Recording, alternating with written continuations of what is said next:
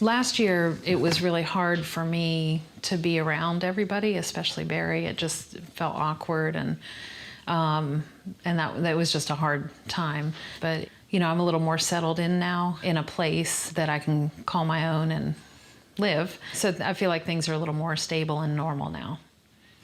What are you reading about? From the Civil War. Yeah. I'm gonna do logic first. Who fought in the Civil War? What do you think? Was he serious? We've been through a lot of changes the last few years, but the core values, you know, none of that's changed. We still homeschool the children. We still encourage them in their personal dreams and goals. We still try to instill a good work ethic. And we still want the children, especially the younger ones, to have a wholesome upbringing. Do you know where my math book is? No, I don't. I'm doing fine settling into this new routine. I mean, it's not as hard as I thought it'd be. One of the things that made it not so hard was that I saw everybody was still there for me. Mom and Dad are still there, my siblings are still there. Another thing is, when it was just in a standstill, there was so much uncertainty, I didn't know what was gonna come. So that's one of the reasons why I hated it, because I don't like uncertainty. But now that we've gotten into a routine and we're moving on, it's not that bad.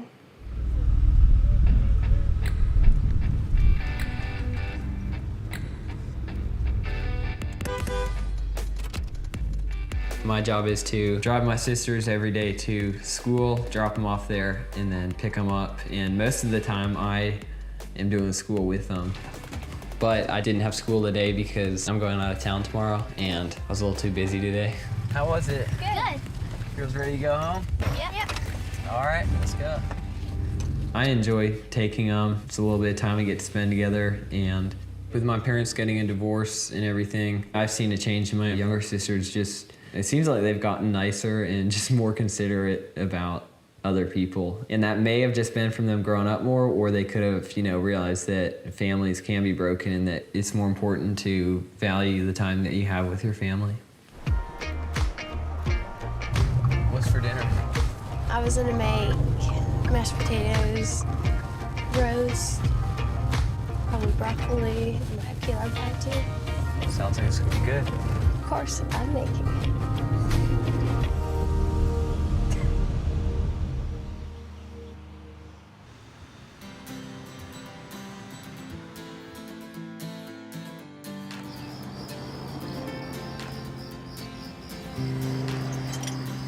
This is perfect. Okay, so what do you guys think of my contribution to this meal? What was your contribution? Oh, the roast? I put the roast in the crock pot. The roast is what makes it perfect. At the right time, with the right amount of seasonings, and I learned it all from you girls. A lot has changed. We are transforming quickly in the Plath family with relationships and new locations and new perspectives. Kim's off on her own. I'm here.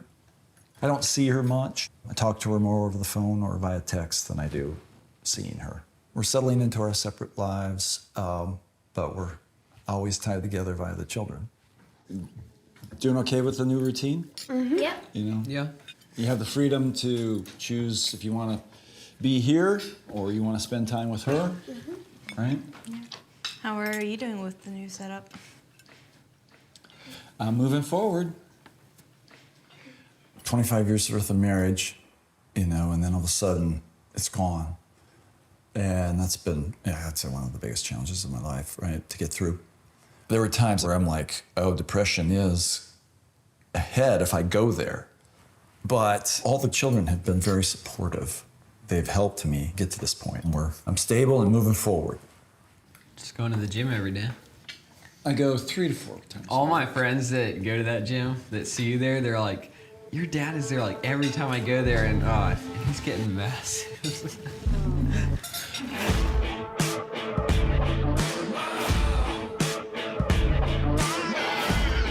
Working out, that's my new hobby. It used to be an outlet because I was frustrated. I was going through the first 4 steps of the grieving process in a divorce. I can feel the fire burning. Lifting weights was like, this is a release. And I would be like, ah, that's better. But now it's kind of gained a life of its own, you know? It's like you go and you get pumped up. The blood flows in and everything gets bigger. And you go, wow, this is kind of fun. You can tell when he's frustrated if you're outside the building, because the whole building just like has a rumble too. He's in there just throwing weights around. You're funny.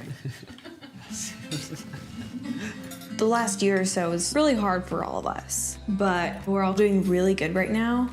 And I have no doubt that that's because Dad is doing really good. He's not letting his circumstances define him. He knows who he is, and he's got his roots in that. And when the head of the house is doing good and is really strong and steady, it trickles down to everyone else in the household. So together we're making it okay, right? Mm-hmm. Yeah. And I think we'll make it even better after we each have a slice of key lime pie. I might be able to force one down, but You gonna force it down? I might be able to. We're out of coffee, right?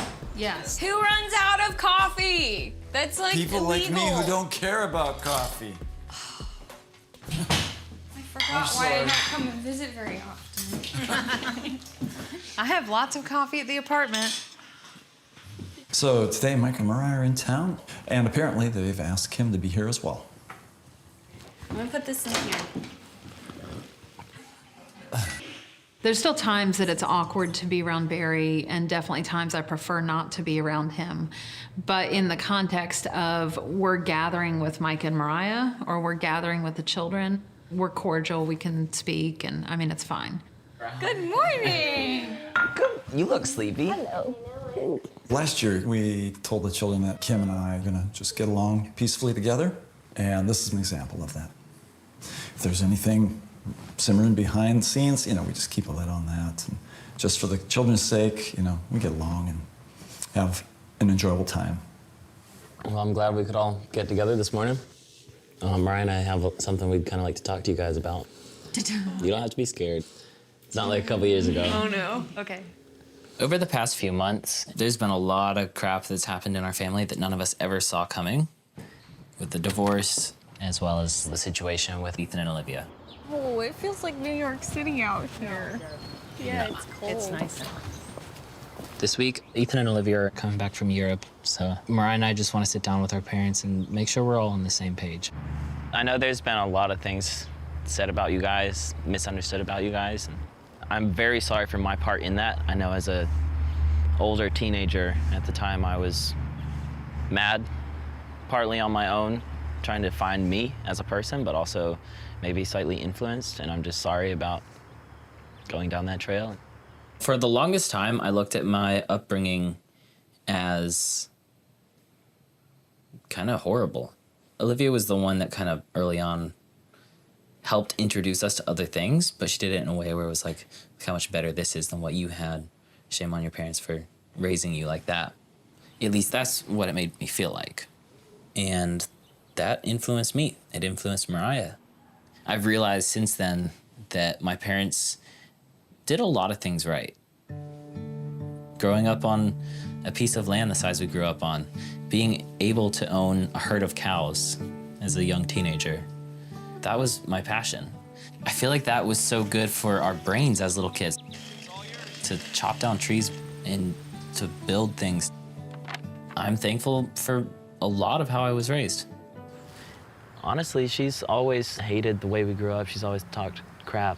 And Ethan has, I really feel like he's absorbed all of that. And when you... And it's really knocked his confidence down. His he confidence- believes it now, yeah. Yeah, you can't- know what it's called? It's called brainwashing. Brainwashing. And that's what's happened to him. Olivia has said a bunch of things about my parents for years. And it's only gotten worse.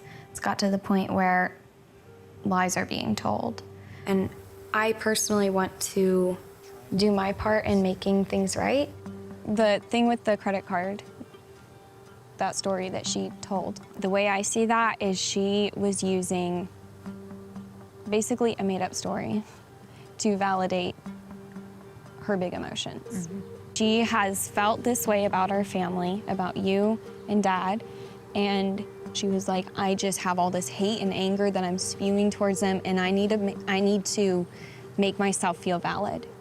And that makes me so mad because I sat there by her side for years saying, you are valid. You can feel however you want to feel. That's okay. But I will not tolerate lies being told. I will not tolerate somebody just then going off the deep end saying, you know, like, you have every right not to like a person. That's okay. And you have every right to be like, oh, their values or their beliefs or whatever don't line up with mine and I don't want to associate with that. That's okay. But it's not okay to try and make the whole world or a whole family feel the same way. Well, it's just relationally destructive. Yeah. You know, that approach is very relational. And I see that now, can and see that's it why I choose inside. not to have a relationship with her anymore. But I have to tell you, when you two and Lydia and Isaac got together and came up with a group statement and posted it online on my behalf, I know you called me crying. I cried really hard. That made me feel so good that somebody's standing up for me. So thank you. As far as the credit card story goes, I know my truth. Olivia has her truth, but I'm not going to fight that battle. I'm tired of constantly defending myself against things that Ethan and Olivia have said about me. I mean, it's apparent that with Olivia, it's either my way or the highway. Yeah. A friend should be a friend no matter what, not conditionally. Yep. I have had to choose, and I choose my family. Yeah. My parents' divorce has definitely made me think a little harder about relationships and even family. Things you think are solid can fall apart. And even though Olivia is a part of our family, she's not someone I'm choosing over everyone else. It's sad. I wish we could change it, but obviously we can't. We've tried.